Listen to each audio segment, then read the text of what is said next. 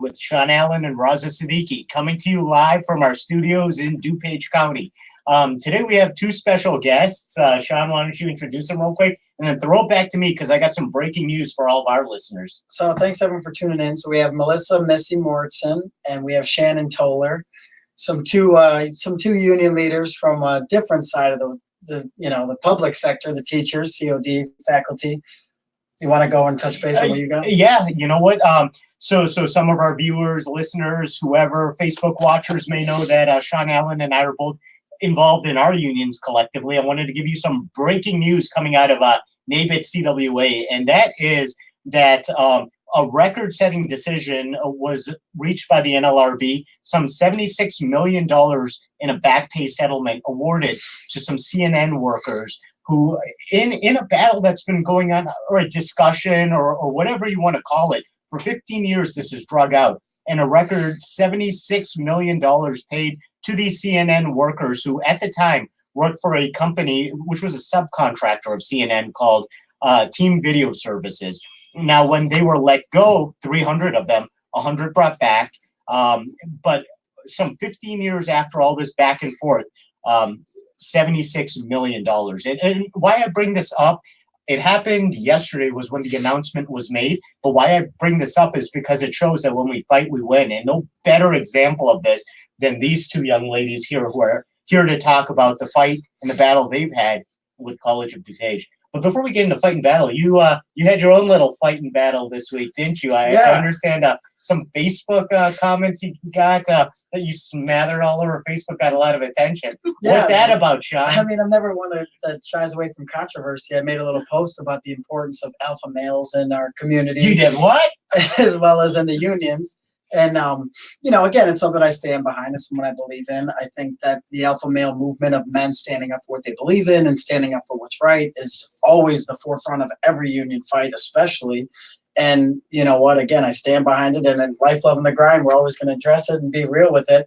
And you know what? It leads us to today, where we have two alpha females in the forefront of the labor movement doing all the good work.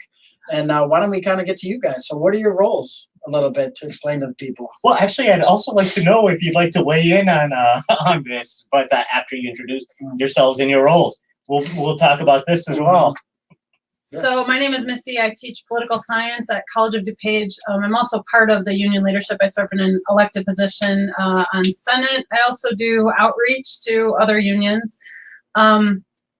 I wanted to, before we begin, make a plug for my book, No Better Time, right, than right in the beginning. 21st Century Chicago is a book that we published along with Dick Simpson from UIC and Connie Mixon from Elmhurst College.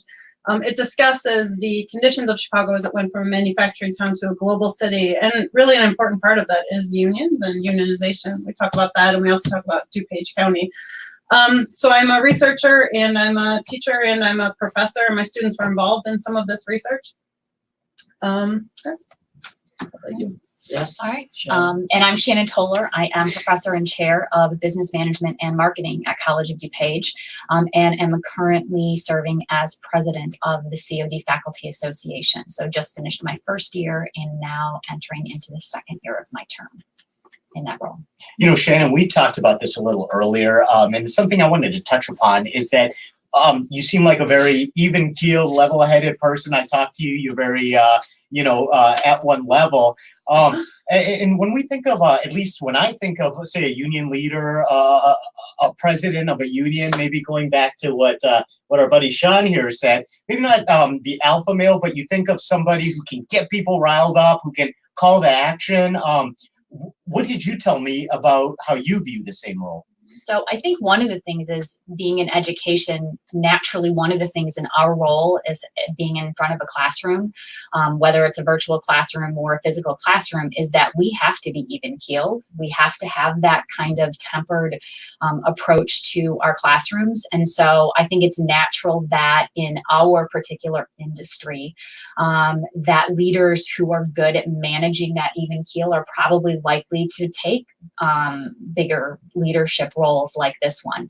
I am definitely pretty even keeled. I also think, though, what comes along with that is when, as a leader, I do ask my colleagues to come to a rally or to attend a board meeting or to speak at a board meeting, that when I take that step and say that we have to get out of our comfort zone and do something like that, that it's serious, because I understand, because I'm also out of my comfort zone in doing some of those things. And so when I do that, I think it gets a different kind of response from my peers. And I think that helped us a lot this time. Make no mistake, us standing up and doing things that frankly made us very uncomfortable are an important part to how we ended up being successful with these last negotiations.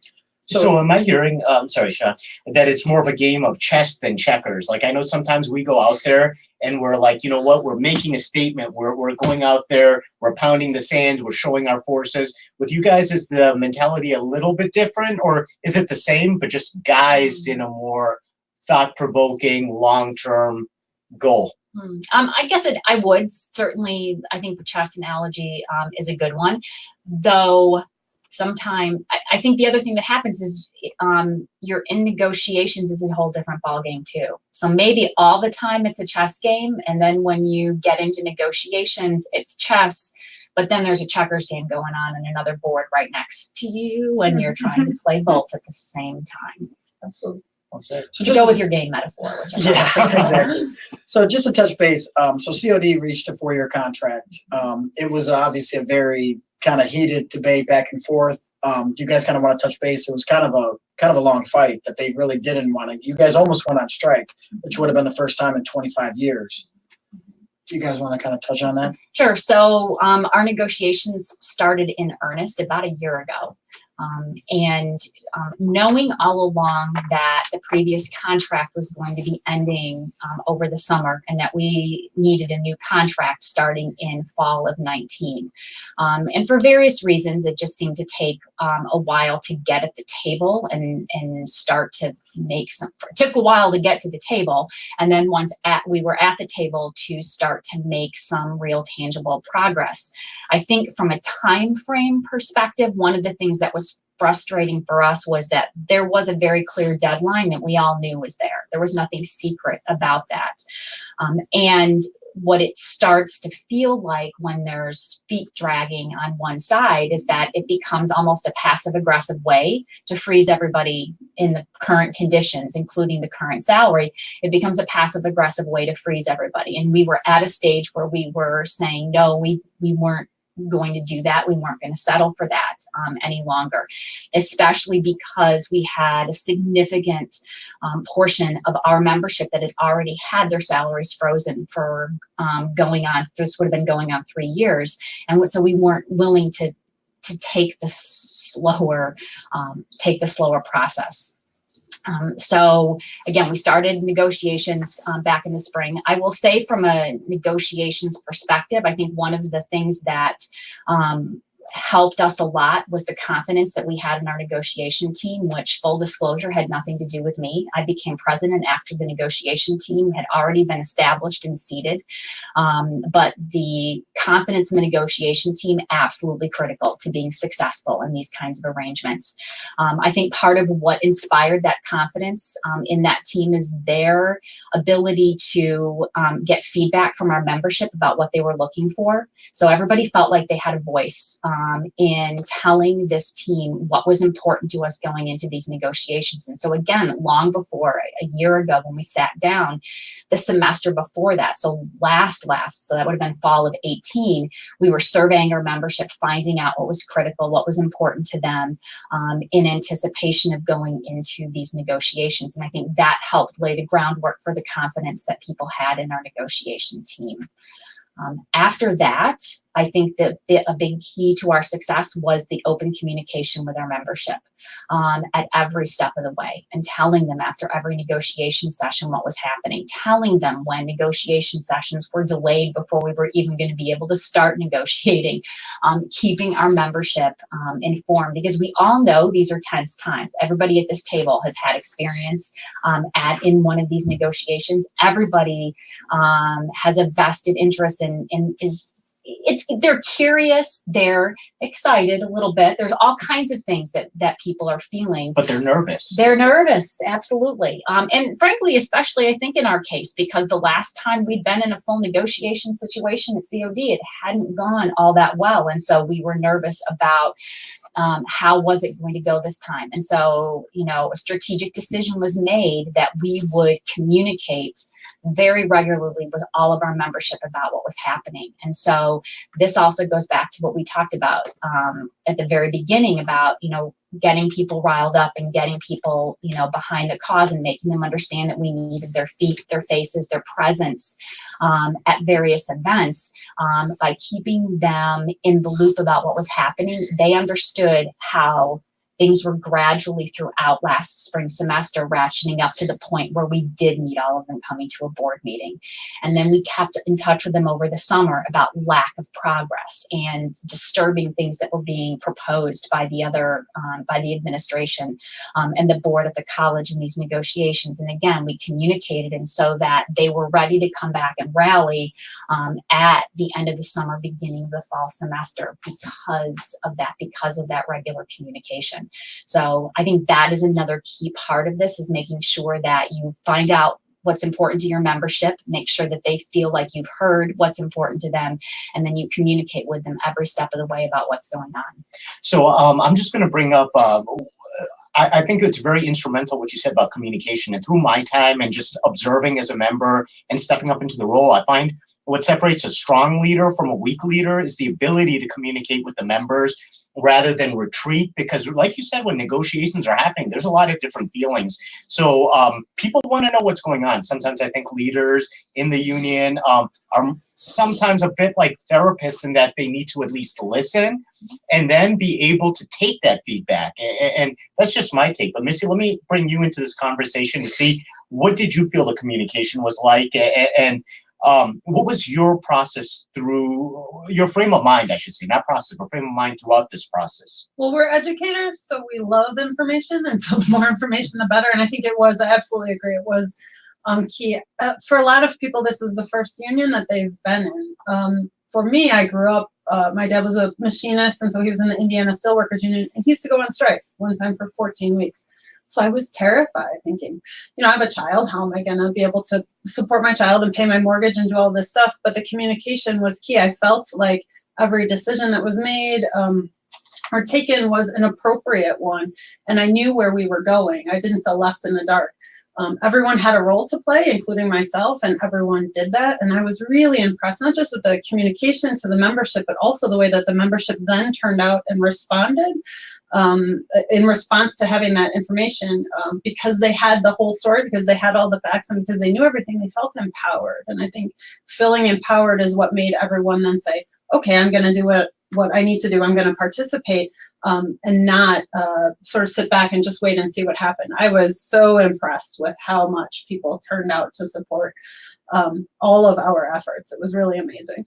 Now, I'm sure you guys had some new members who came on just as this was going on, who again were probably a little nervous. And I'm sure, what was the participation like with them? I mean, I don't know if this is information you'd have off the top of your head, but how successful were you in reaching the hearts and minds of these members who probably, like you said, first time in a union environment, who are like, what did I just walk into? A labor dispute, my first day. And I asked that because, and not to throw too much out there, I know personally within my community people who had vented or expressed to me, hey, just got involved in this and I'm in this. What do you think? What do you think? Is there solidarity? Is that solidarity rings strong? I think because a lot of what we were fighting for wasn't necessarily salary, right? I'm adequately compensated. A lot of what we were fighting for were conditions in the classroom. For the IEA has a saying that says, my working conditions are our students' learning conditions. And so we were fighting for our students' learning conditions. And when you put it that way, a lot of people didn't have a problem with it. A lot of people were right on board, right? The whole reason why we took these jobs, and this is a community college, this isn't some university where I teach one class and then research or whatever. I teach 5 classes, I'm on committees, I work really hard. And when someone says to me, we're going to radically alter the way that you can teach your students. We're going to radically alter your profession. It was a no-brainer, I feel like, for a lot of people. That was the rallying point. That was the turning point. Again, back to communication, when the negotiation team clearly communicated just how they were proposing that they were going to change our working conditions, change our evaluation structures, change the way that we worked as faculty members. That was the turning point for no matter how long you'd been at the college, because again, we did have a lot of new faculty many who had been adjunct faculty members at COD for a long period of time, and were excited to be in this new role and excited to be in these full-time positions. And then to see some of the changes that were being proposed, I think that's what again really made them put on the red t-shirt and come and again do things that were uncomfortable. Nobody likes to parade. Well, faculty don't like to go and parade through and make what can feel like kind of aggressive stands and such. Nobody likes to do that, but we're willing to challenge themselves in those ways because it was that meaningful to them. So let's touch base on more on those working conditions. So explain to us with like working conditions, union, non-union, what are these working conditions that maybe the average person doesn't really get to see? I mean, I'm with the bricklayers union working conditions are a lot different than non-union working conditions, a lot more in danger and safety. So explain to people kind of a little bit about that. What are you guys fighting for? What are safe working conditions for the classrooms? Well, I think a lot of it is having me as the instructor having control over my classroom, right? I'm the expert in my field. That's what differentiates me, right? From maybe a fifth grade teacher, right? Is that I'm also a political scientist. I have a doctorate. I worked for an alderman. I lobbied. So I have a certain level of expertise. And so I'm the one that makes those decisions in my classroom. And of course there's standards, right? State and local courses tend to be taught one way. Political American government courses tend to be taught one way. But giving me the power, right, to make the decision about what I'm going to teach and how I'm going to teach it and the sort of discussions that I'm going to have without having to worry about an administrator saying you shouldn't teach this or you shouldn't talk about this. It gives me a degree of freedom, I feel like. And so that's really important. Also letting the students experiment with their beliefs or experiment with their own education or their own experience, I think is really important too. I know I was a community college student myself, so I know how important that institution is. So I feel like that sort of letting me, again, to reiterate the point, right, letting me have the control inside of my classroom is really important. Shannon, maybe you can speak to some of the things that they had wanted to change. Well, a lot of it ended up tying back to proposed evaluation structures and essentially tying it to promotion structure as well. So obviously the idea that while this was about working conditions, obviously our membership have responsibilities at home, they have families to support, and so being able to come into a profession and being able to advance in that profession and know that you can continually strive to make more money and again get promotions and such. So one of the ways that this was kind of changing was in this revised structure for how it is that somebody would be able to get a promotion. And essentially at the heart of it was that it was going to become a lot more nebulous. There was not going to be a clear path that a faculty member was going to be able to take to set themselves up to be able to advance and do new and interesting things in the classroom. That a lot of that was going to have to be something that was almost negotiated on a case-by-case basis with a dean.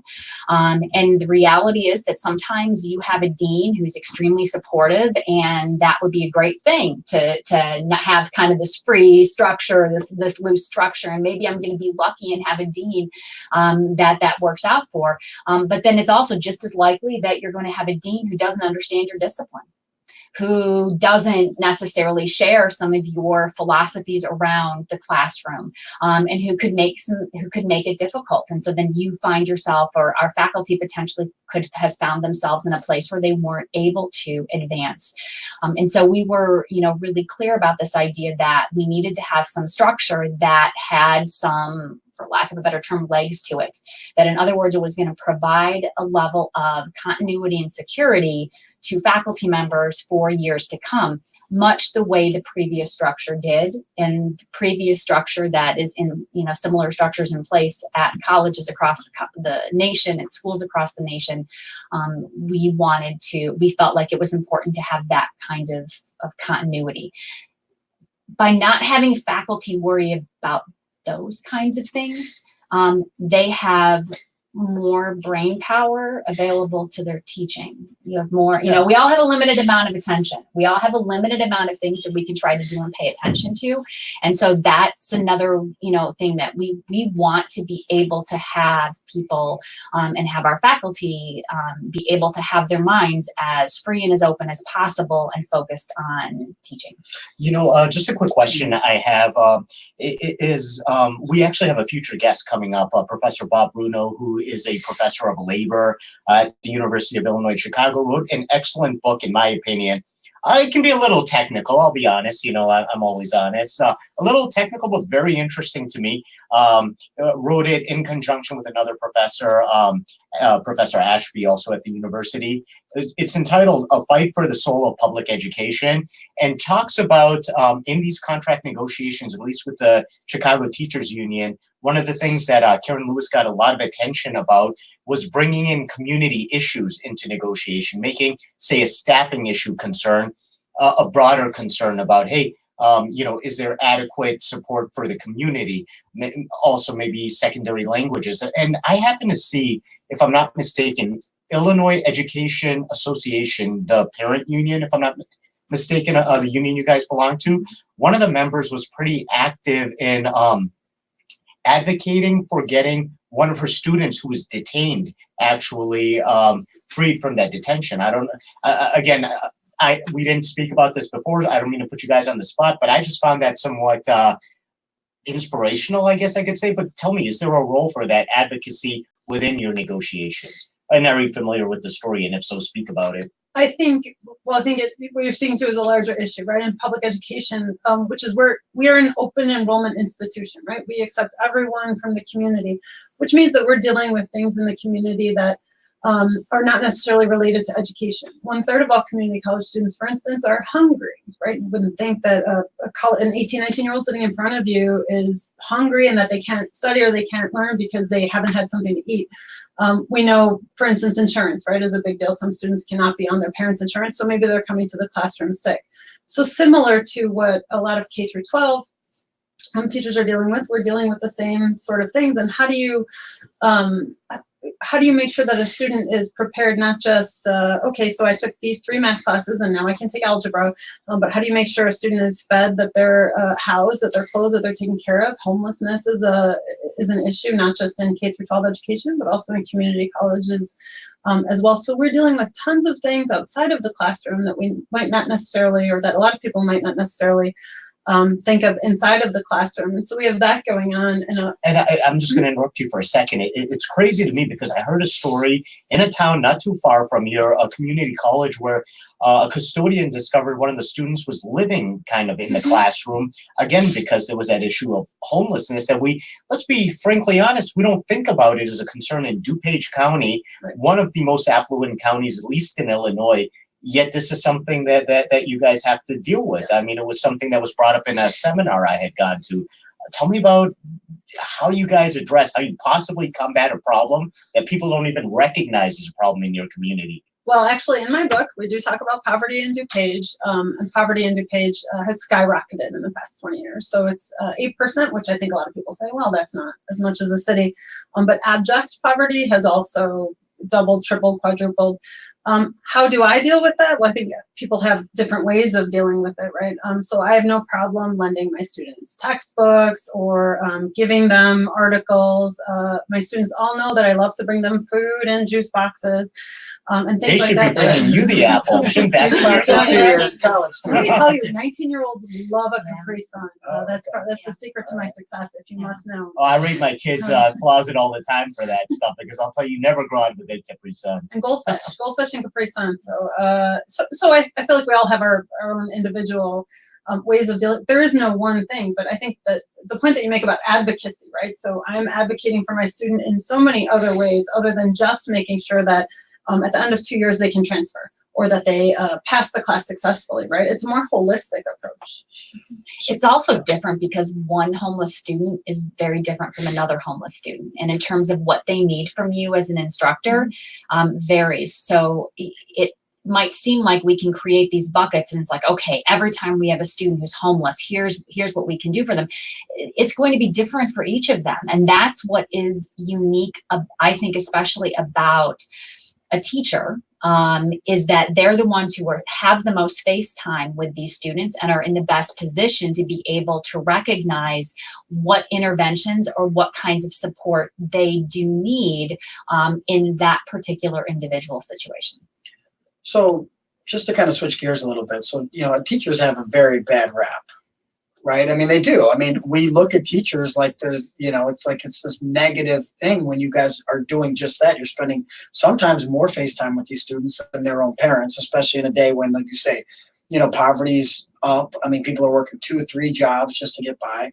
I mean, how do we change these stigmas to get more public? Well, for the record, I just wanted to say I view police, fire, and teachers very highly, but I think we do. But I'm saying in the public opinion, there's this sense of this anger towards public pensions. I think is the source of a lot of these. So I mean, if you could explain public pension, because I think there's a lot of misinformation out there regarding some of the rights that are handed away. Some of what you cannot get in terms of financial compensation that entitle you to, because the pensions are a promise. Am I mistaken? Tell me. But I see where Sean's going with this in terms of there is a lot of that perception that there's maybe overpayment, there's maybe too much value given to the compensation. So address that. Pensions, what's up? What do you? And how do we change this? How do we change the perception? Right, and how do we just pay off the pension debt? So I got a lot of answers for you. I think there's several answers to that, right? Number one is that we're public employees, and so in a time when the state has a lot of debt, for instance, or when now the way that politics are a little bit volatile. I don't know if you've been paying attention. Politics are a little bit volatile these days. It's popular to drop ire towards public employees, right? We get 14 weeks off in the summer. We get 4 or 5 weeks off in the winter. All we have to do is work part-time. People don't look at the things that we do during the semester. I earn my paycheck, right? And make no mistake, I don't get paid in the summer. I'm off in the summer, but I don't get paid. And you're working when you get home. I mean, when you leave the school, you're morning, not. Mornings after work. I mean, you have absolutely. Parent-teacher time. I mean, there's so much that teachers Luckily, I don't do. have parent-teacher conferences. No, but we have students who want to email you at 9:30 at night with a question. Yes. So that, I mean, I think that's the give and take right there, is that we have a significant number of students who, and this is where culturally we've transitioned to, that they expect it. Yeah. That they expect if they send me an email at 8 o'clock at night that I am going to be on and I am going to respond to something like that. So it's a much more, technology and culture have created this environment that has made it much more of a 24-hour a day, 7-day a week kind of thing. It feels that way. Yeah. Absolutely. And I mean, and again, we are the biggest supporters of teachers, obviously. But the public opinion sometimes is that, and I'm always like, why do you take it out on a teacher that's just working so hard and trying to educate kids? And everyone knows these. I mean, kids and teenagers and 19, 20. I mean, it's not an easy job by any means. So, how important are education unions? Well, I think to back up a little bit, I think part of the issue is information, and I think people don't necessarily understand what we do, and they don't understand disinformation. They don't understand the nature of our employment. For instance, I don't get Social Security, right? Exactly. I pay into the state university retirement system. I actually pay more of my paycheck, a bigger percentage of my paycheck, into CSRS than someone pays into Social Security. So this is a benefit. When I took the job, they said, you're going to pay 8 1/4 into CSRS, and then you're going to get this pension. What makes people look at me funny is people who collect multiple pensions, for instance, or there's always that one story of some superintendent of a one school district who's making 6 figures now. And so people project that onto the rest of the profession. That's a human thing. We need psychology to help us with that. So we do have a little bit of a reputation issue that way, but also we teach, we're at a community college, but we're college professors. So clearly, right? It's easier to say you guys are overpaid and you're underworked, because we've all heard one bad example. How do we change that? That's very difficult. I think there's a lot of things going on societally. Firefighters and cops totally understand what we're going through, right? Because they're going through their own sort of identity and image crisis. It's a harder question. I would be open to suggestions on how we could possibly change that. Maybe going on radio shows. I don't know. Yeah, life on the grind every Saturday, 1 to 2. So like I said, so how important is it to have education unions? And just to kind of, I know you mentioned, so you have the IEA, the NEA, College of DuPage faculty, IFT, AFT. These are all kind of a big umbrella. Do you want to kind of explain a little bit of those so people kind of understand where teachers fall in on that? So public schools essentially so we have two parent unions, right? We have the National Education Association and the American Federation of Teachers. Which one you become part of is an individual choice, right? Each one has a state organization, so Illinois Federation of Teachers and then Illinois Education Association. We are aligned with the Illinois Education Association. There is no sort of magic, it's not a magic decision, like it's again a personal decision. City colleges, for instance, is with the Illinois Federation of Teachers, I believe, and other community colleges are. I will say that the IEA has been really great to us, that they, especially during negotiations, during our struggles, over the past year, they really turned out and helped us with resources. We're teachers, that's what we do, right?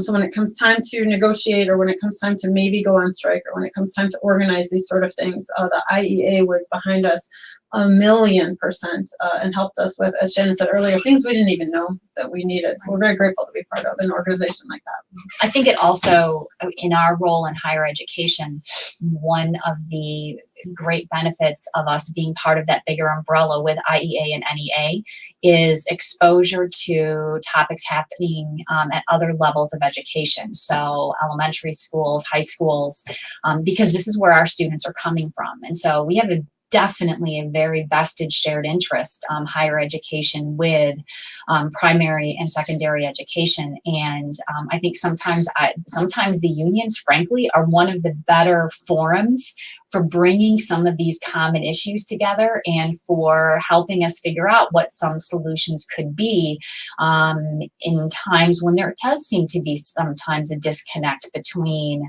secondary education and post-secondary education.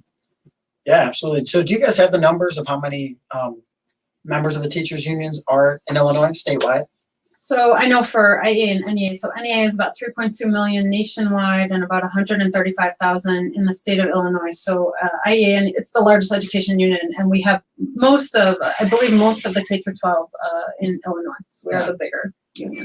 Could you talk to us about the distinction? I'm sorry if I missed this, but with the Chicago Teachers Union and what you guys do, and any collaboration that you guys do, because I understand you're part of two different parent unions, but talk about the collaboration, how as teachers in general, it may transcend the local or the regional, and just, hey, we're all teachers, we all need to work together, we have similar issues.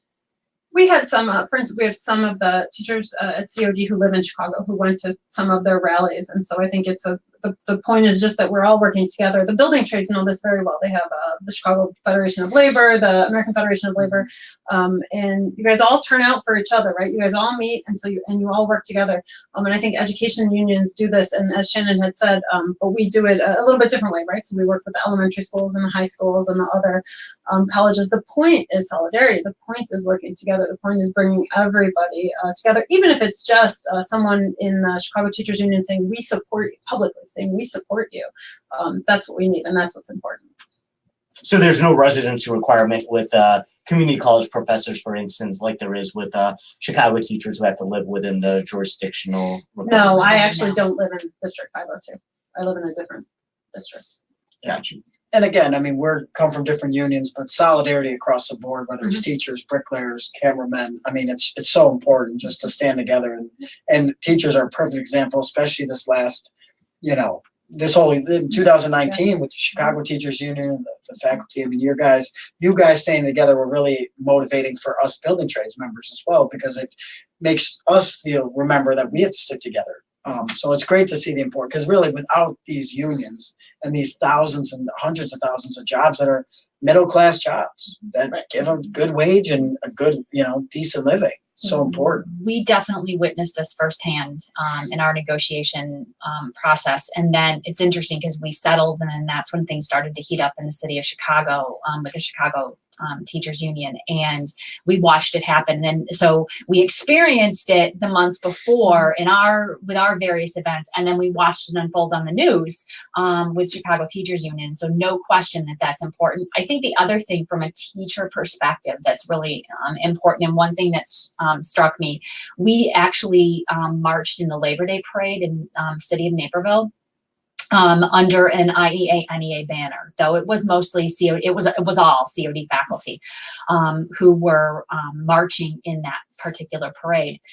But what struck me is that we literally, walking in that parade, had people get up out of their chairs and clap. Which is funny because you mentioned police and fire. And so I'll be honest, frankly, like that's a reception I expect for a policeman or a fireman. It's not a reception I'm expecting for a teacher. But we did get that. And all along the, in different spots along the parade route that came up. And it struck me that it was about teachers in general. Frankly, I don't think they realized whether we were COD or where we were from. They just knew that teaching matters. We had our red t-shirts on. They knew we were IEA, NEA. But I think what I'm trying to say is that it is important that all teachers stand together and take advantage of this ability for us. We have this shared commonality. We have this shared interest, and we need to do everything we can to support that, and capitalize on that. Yeah. And again, unions are the backbone 100% of our state, of our city, of our country. What was the perceived visibility? Was this the first time that you guys have rallied and marched in a parade like this? And let me ask you this, with the whole police, fire, teachers going through the same types of fights, is there working together within these unions, or is the mentality, let's do our own thing and just have the solidarity behind the scenes? Would there be any future maybe thought to join some sort of visibility movement together? How does that play? How does that play in Peoria or in Dupage? So we had done other rallies on campus after the board meetings or before the board meetings, and we got support from other unions. We had the nurses union, we had some trade unions that came and just came to support us. So that was really great. I think now we might be seeing there's a lot of talk about how union membership has been decreasing, for instance, but I think that maybe now the silver lining of the Janus decision, for instance, is that a lot of people are saying, oh my gosh, I need to, think about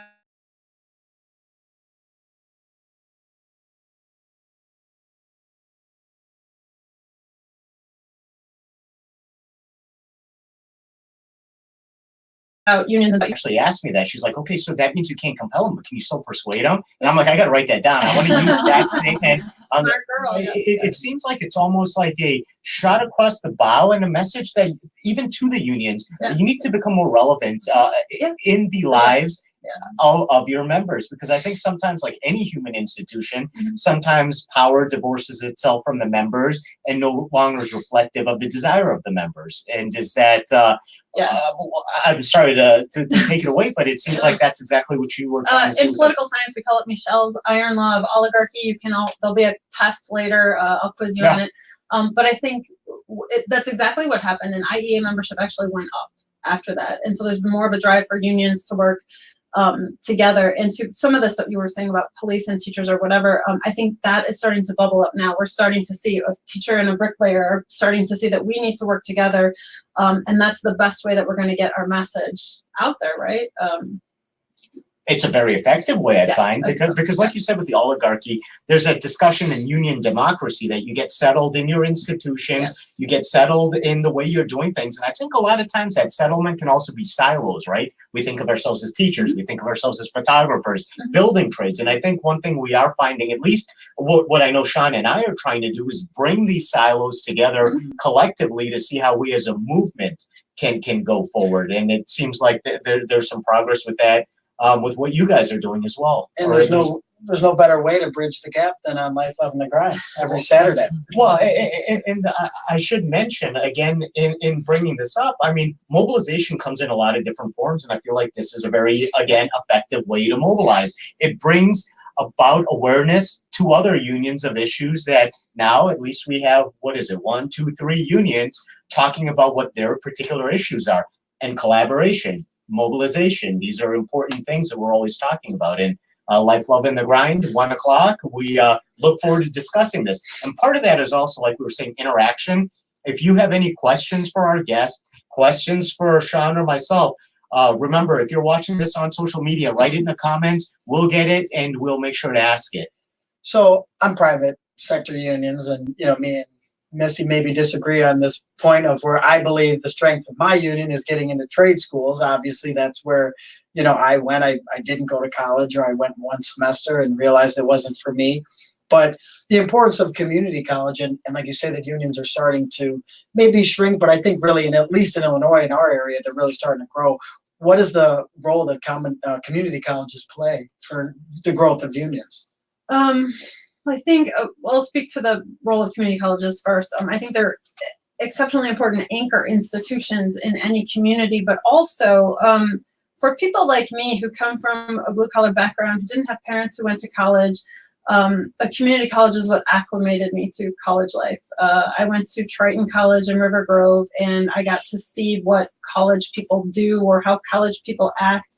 I had someone who said, "Oh, I think you're good at school. Maybe you should transfer. Maybe you should do other things." And so I had my history professor actually who reached out to me and said, "Let me help you and let me make you a success." And so I was able to transfer then to UIS and get a bachelor's degree, and then get an internship for an alderman. And all of this stuff I feel like started with a community college. And so that was my choice, though. I wanted to do that. My parents wanted me to go to college. My dad didn't want me to have the life that he had. But I think what's important, and what you're saying, is that it is a choice, right? Nobody wants me on the job laying bricks. No, nobody wants that, right? And so I found a job that I like using community colleges, but you found a job that you like as well. But we also serve the trades. You can do an auto program, you can do cosmetology, you can do nursing, you can do CNC machining. So we do have a lot of that as well. We're actually a bridge institution. You can think of it that way. While you may be able to do an apprenticeship program instead of going straight to do a program with a community college, you do have that option, right? So we have a lot of options for people. You don't just have to get a liberal arts associates and then transfer to. I'm sorry, please speak. And then we did get a question that I want to make sure, Steve, we're going to get right at your question, but you wanted to weigh in as well. I just think that the idea that the community college is a bridge to lots of different choices is extremely important for everybody to understand. And I actually think one of the things that illustrated that when we were talking earlier about how you had visited Melissa's class and told all those students they didn't need to be there, that they could go be bricklayers instead. I thought that was a great class. And I think that's exactly what sometimes they need to go be in a classroom, and they need to go to school, and then that's what they figure out. Again, the idea behind the community college is that it is a place where students can help figure out what they want to do. And that path could be a trade, that path could be to a university, that path could be anywhere. And it's a good place to get an education that's not completely breaking the bank and sending you to out of state, and you can go and get an education. Like you say, find your path. Mm-hmm. So Raza, we got a question. I was gonna ask this question, and Steve will get right at that question, but I never heard this story. What did you do? So I was invited to speak to Missy's students, and I'm in a college and like a good union man. I told them all to walk out and join the Bricklayers Union, and I thought it was a great class. My boy, keeping it real, man. You got to be real with them, But you know what? All jokes aside, it's important. Education is important. 100%. Getting a good education, finding a good career. But if you don't know where to go, and if you feel lost, come to a trade. Come to a trade program. It's never too late to go to college. And those students won't forget that. Like they Yeah. won't forget. Well, I'm that- unforgettable. They for sure. will not forget that Missy invited somebody Yeah. into her class to say those words to them. That's part of the overall experience. That's what ends up having a lasting impact. And you know, one of the challenges we have at a community college is measuring that impact. And part of the problem is like, okay, those students, I'm guessing none of them actually walked out with you. No. Okay. Well, one hung back. And Okay. Yeah, he was asking So, questions. but Tell him to come. But the reality is that could be something that has an impact 6 months from now, a year from now, even 5 years from now, when they need to hire a bricklayer. That's going to come back, and they'll remember that. And so that's also the beauty of the community college, is that you have great faculty who recognize there are these experiences that we could bring to the classroom, and that includes even bringing somebody in who says, "Get out of here." Yeah, well, it wasn't so much like that, but yeah, kind of. Pretty much it was Pretty just much like that. it was exactly. And you know what? And I represent the Bricklayers Union, but more importantly, we all represent the labor movement. So in my business is, hey, listen, you're going to college, but get what you deserve, fight for what you deserve, stand up, stand together for what you deserve. And that's kind of what I was trying to promote to them, is a union can be anything, and a union is just solidarity to get what you deserve and to get a better life.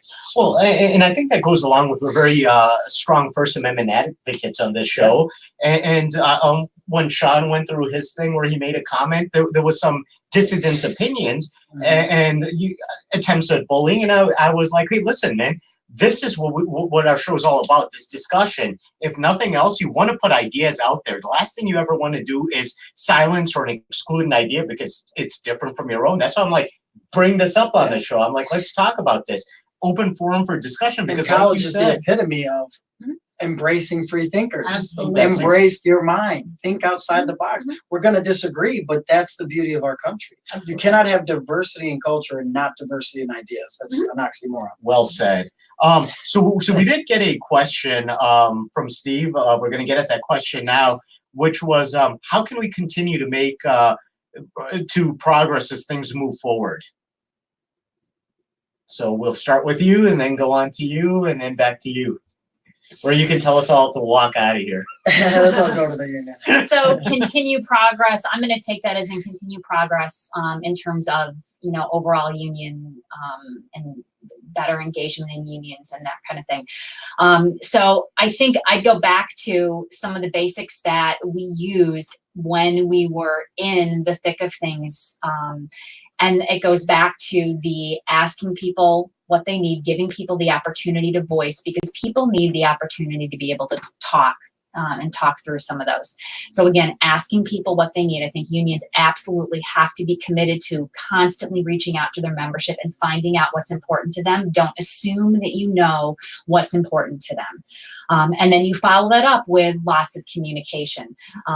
And, you know, we briefly, we had talked a little bit about misinformation, that it's easy for misinformation to get out there. And I think that one of the things that helped us among our membership protect and kind of vaccinate us against some misinformation campaigns that did start to pick up some steam on our campus was the fact that we were so open and so communicative. And so I think that that's the other thing, that unions absolutely have to be committed to lots of communication. And communication is hard work. It's really hard work. It's really time consuming. I think we vastly underestimate just how much time it takes to develop good messaging and how much time it takes to deliver those messages. But it's absolutely time that has to be spent. That's fine. That's a perfect answer. I would say for the labor movement in general, the sorts of things that we're doing right now, getting out there and talking to people and making not just friendships, but alliances with people who are not in the same union, not in the same business, right? Us sitting right here, this is the way that we move forward, right? By getting together and then discussing these issues and then saying, hey, we're going to work together. If something happens with your union or your union, right, we'll be there for you. And if something happens with us, you'll be there for us, right? Solidarity is the way that we're going to move forward. What type of visibility do you see yourselves getting with some of the elected officials? And I tie this into with the settlement that my union got. One of the key things that they used was they got the support of what was supposed to be a televised national convention with the Democratic candidates. And some of the candidates were like, well, until you guys get resolve this, we may have to abstain. Is there any sort of well, as a matter of fact, you're very involved in the political action committee regarding your union. Tell us a little about that liaison, that bridge between the labor movement and politics and politicians and that world. That world. I run the political action committee with the English professor Bob Hazard, and so sort of our strategy has been visibility, and I don't want to say public relations, but really just getting out there and saying, "Hi, we're teachers, and this is what we do." And so we go to events that elected officials are having, education supporting, right, elected officials, and we want to support those individuals as well. And so I've been to many of them, and then as our negotiations started picking up steam, right, as it started to look like it was becoming more and more contentious, I reached out to all of them and I said, hey, you know, this is what's going on. We could really use your help. And many elected officials were so ready to come to our, for instance, they came to our rally. Karina Villa came, Tara Costa Howard came. Those two actually were so, they were so supportive of us, whatever we needed, right? They were right there. They responded right away. Diane Pappas also came to an information session that we had, but also her and her staff had been tuned in, constantly checking in on us. How are things going? Ann Stava Murray posted, she was wearing a red dress and she posted a supportive post on Facebook to all of the people who follow her. And so it was amazing the way that once we said to our elected officials, hey, this is what's going on, we need your help, can you help us? How much support that we had.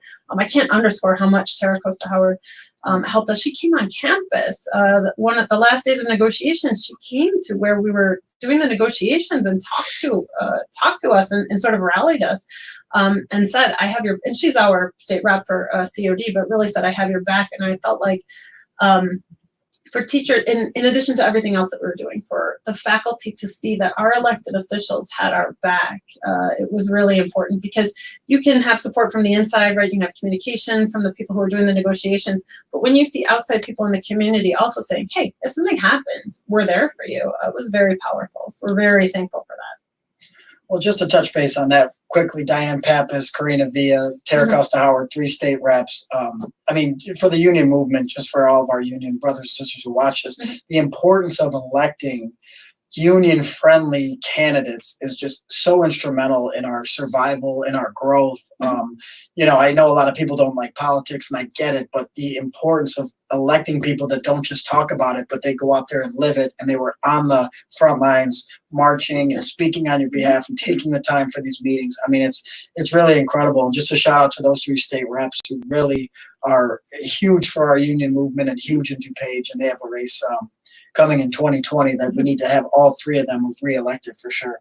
It was also local. A lot of local officials too were very supportive of what we were doing. No, was this bipartisan support, and when you look towards this, do you look towards both parties? Do you look to get your message out there broader? What is the goal of your political action committee? So let me say that I am old enough to remember a time when unions and union membership was not a partisan thing. Because of some things happening at the national level and the state level, being unionized or supporting unions has become a little bit more partisan than it has in the past, maybe a lot, depending. It was certainly there were Republicans who supported us as well. We got support from both sides of the aisle who said, I support teachers, right? My kids went to COD. I went to a community college myself.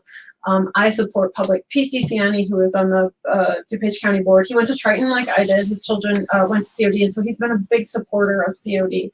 And so to say, oh, well, he's a Republican, so he must not, that would be false. So today, in general, Democrats more often than Republicans seem to support unions, but I wouldn't paint it with such a broad brush, right? People who support education support education. It makes complete sense. And I'd like to reiterate that the stance of this show is never to endorse a candidate, but open up for dialogue about the broader scheme of things and in general about the labor movement. Whoever may be up for re-election, let's get candidates who are willing to, whatever you're speaking, walk the walk. Don't just talk about it, be about it, as Sean always says. Yeah, and again, these are no endorsements from us, but just the importance of electing people that show us why they're important to the labor movement, I think is key. I say, if I'm for you or against you, stand by what you say, and then I'll at least respect you, you know. But let us know what you're about. Yeah. So we have about, kind of getting to the end here, about 5-6 minutes. Is there anything you guys got coming forward, or anything you guys want to kind of touch base on and let people know, and how can you become in the teachers union or become COD faculty, or you guys just want to tell us how good we've Yeah, done? do you all have to be PhDs? Because I saw that and I'm like, Yeah. do I have to call her Dr. Missy Yeah. now? Number one, She yes, makes you me have call. that. She makes me call. It took me 6 years to do that, so please make that worth it. So no, you don't. As a teacher at a community college, you don't.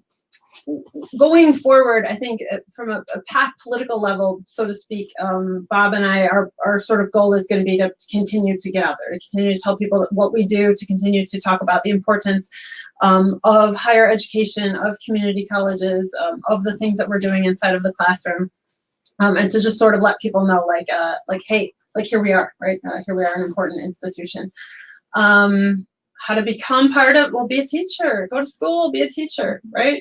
There's a shortage of teachers. I live in Berwyn, which is a little bit far from here, but in Berwyn, we're having an issue with teacher shortages. And part of it is some of the reasons that we've discussed today. But it's the best profession out there. I have a different vantage point, right? Because I teach at the college level. I'm looking at what these K through 12 teachers do. It's amazing. They are saints. That's the only way to describe what they're doing. I think I want to add that at COD, we are actually not the only teachers union. There is also the COD Adjuncts Association. And I think in terms of moving forward and looking to our future, we have over 60% of our sections are taught by adjunct faculty at College of DuPage. And that is very similar at community colleges across the nation. And they have working condition issues and compensation issues that are certainly much more dramatically disappointing, I would say, than ours are. And so looking ahead into the future, one of the things that that our union will be doing is continuing to strengthen our ties with the Adjuncts Association and doing everything that we can to support them in their efforts to get a more equitable working environment as adjunct faculty, especially because of the role that they play in educating our students. Did the adjunct faculty union were they supportive of all you guys? Did they play a role in your They were success? hugely supportive. In fact, if I wanted to identify another turning point in our entire negotiation story last year, it is when the COD Adjunct Association essentially told the administration that they would not sign on to a special deal that was going to pay them premium pay. So pay that they'd been asking for, pay that would be more equitable, that they'd for years been asking for, that they said no, that they were not going to take these jobs, these strikebreaker basic jobs, in the event that we went on strike, and that they weren't willing to sign on to something like that. And so absolutely, I think that was a powerful moment, and we will always be grateful to that level of solidarity. And I think looking ahead, even bigger picture in terms of looking at education, and especially higher education, this is an issue that's going to continue to grow. We are not the only institution that has major inequities between full-time faculty and adjunct faculty, and we need to find ways to bridge that and fix that. Dr. Missy, point the book out right to our camera. Tell us again about it. We're wrapping up here. I want to make sure that you get that shout out there. 21st Century Chicago, edited by Dick Simpson from UIC, Connie Mixon from Elmhurst College, and myself, discussing how Chicago has gone from a manufacturing town to a global city. It's our 3rd edition, some great new stuff in there. Everyone buy a copy. Well, we appreciate both of you coming on the show with us. Missy, Shannon, thank you very much. And in my words of my buddy Sean Allen here, to your students, we don't need this. Let's get out of here. Let's get out of here. Thank you for having us. Thank you. Yeah, thank you guys.